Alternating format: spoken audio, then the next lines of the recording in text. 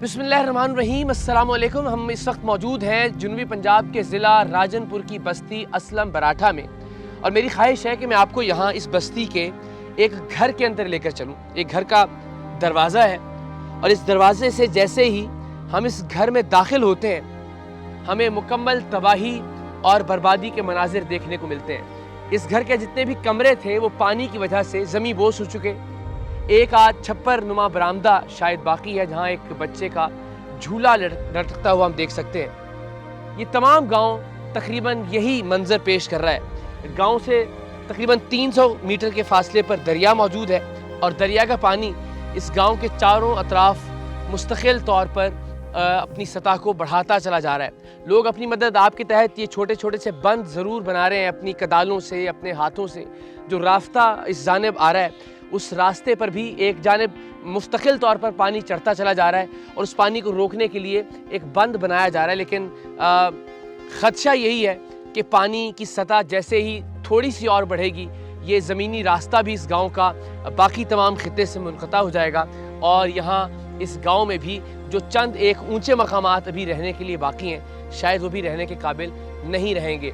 पहले तो जितने मट्टी के मकानात थे, मट्टी की दीवारें थी, कच्चे घरौंदे थे, वो बारिश की नज़र हो गए और फिर उसके बाद जो सैलाबी पानी है उसने इस पूरे गांव को मलिया मेट कर दिया। मेरे पीछे अगर आप देख सकें तो ये एक घर के बाद दूसरा घर और जो कुछ ऊंचाई पर वाक़े जगह बाकी रह गई हैं लोगों ने वहाँ पनाह ले रखी है। लेकिन ख़दशा यही है लोगों का कि जिस तरह से जिस मिक़दार में पानी मुस्तकिल तौर पर उसकी सतह बढ़ रही है, आज रात तक ये गांव ज़ेरे आब आने का अंदेशा है।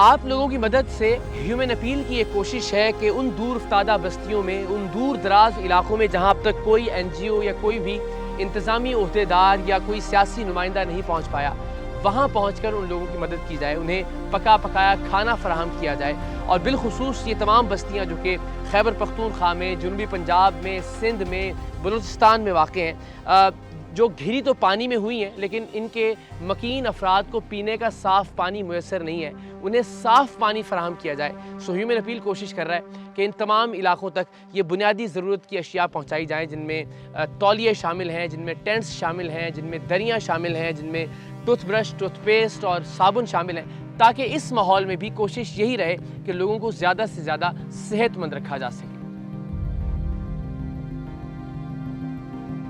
इस बस्ती का हवाला आप इससे जांच लीजिए कि यहाँ इस पूरे मौज़ू में जो कि 50,000 नफूस पर मुश्तमिल है, कोई एक मिडल स्कूल वाक़ई नहीं है। यहाँ पूरे मौज़े के अंदर जो 50,000 लोगों पर मुश्तमिल है, कोई एक डिस्पेंसरी नहीं है। और यहाँ से इस बस्ती से अगर प्रेगनेंसी में किसी खातून को अस्पताल मुंतकिल करना पड़े तो 70% बच्चों की पैदाइश एम्बुलेंस के अंदर या गाड़ी के अंदर ही हो जाती है। सो आप अंदाज़ा कर सकते हैं कि ये बस्ती, ये इलाका कितना दूर अफ्तादा है। लोग अपनी मदद आपके तहत यहाँ इस बंद को बांधे हुए हैं और बस्ती का आधा रकबा तकरीबन ज़ेरे आब आ चुका है। इस तरह के दूर दराज इलाकों में आपकी दी हुई इमदाद, आपके दिए हुए एहतियात, आपके दिए हुए सदक़ात ह्यूमन अपील लोगों तक पहुँचा रहा है। और यकीन कीजिए आपकी दी हुई अमानत महफूज तरीन हाथों में है और इन महफूज तरीन हाथों से होती हुई मुस्तहिक़ तरीन लोगों तक पहुँच रही है इंशाअल्लाह।